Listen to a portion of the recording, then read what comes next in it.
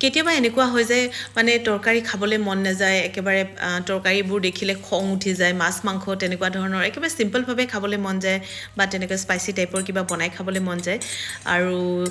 ঠিক তেনেকৈ আৰু সেইটো ভাবতে আজি মই এখন থালি বনাবলৈ লৈছোঁ একেবাৰে চিম্পল তথাপিতো মানে খুবেই জুতি লগা হ'ব তো বোলো ভিডিঅ'টো আৰম্ভ কৰোঁ মই প্ৰথমে ভাজি লৈছিলোঁ নহৰু আৰু লগতে শুকান জলকীয়া আৰু পিঁয়াজ তো এয়া নহৰুখিনি লৈছোঁ লগতে পিঁয়াজ ভাজি ল'লোঁ আৰু ইয়াতে দিম এতিয়া এয়া শুকান জলকীয়া ভাজি লোৱাখিনি আৰু তেনেকৈ নিমখ অকণমান দি দিছোঁ আৰু এইখিনি এটি ভালকৈ পিটিকি ল'ম আৰু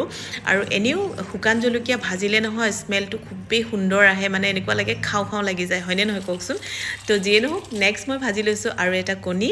তো এয়া কণীখিনিও ভজা হৈ গ'ল ক'ব গ'লে থালিখন একেবাৰে চিম্পল জানেনে কিন্তু খাবলৈ খুবেই মজা হয় আৰু এয়া পিটিকাখিনি এনেকৈ বনাই ল'লোঁ জ্বলা পিঁয়াজ নহৰুৰে